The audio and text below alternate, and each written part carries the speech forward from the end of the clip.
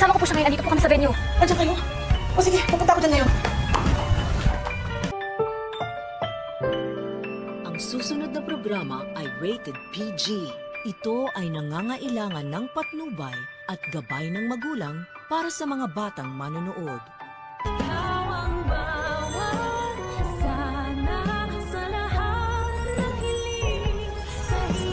Pwede naman na magstay ka muna para kasayin natin yung mga bata. Sige na, para kay Lolo.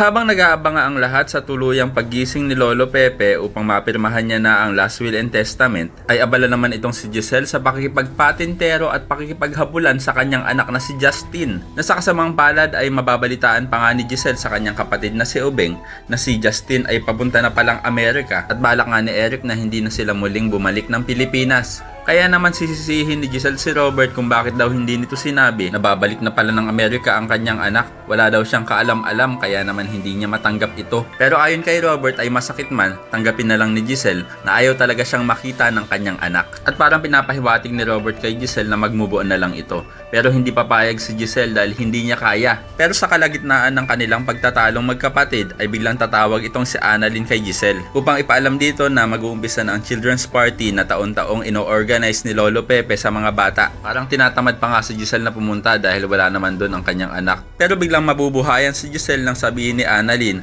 na nandoon ang kanyang anak na si Justin at pagmamadaliin na ni Annalyn ang kanyang tita dahil baka bigla na lang umalis itong si Justin. Kaya naman aabangan natin na malaman kung magiging matagumpay ba ang pakay ni Annalyn na pagharapin ang kanyang tita at ang kanyang pinsan. At malalaman din natin kung anong magiging sagot ni Doc Lyndon kay Luke kung bakit ayaw nitong pabalikin si Annalyn sa Apex. Kaya naman ko isa ka rin sa mga umaasang sana magkasundo na ang mag-inang Giselle at Justin ay pakilike ang video na ito and don't forget to subscribe para naman mas lumakas ang puwersa laban kila Moira at Zoe. Thanks for watching and see you next time. Bye bye!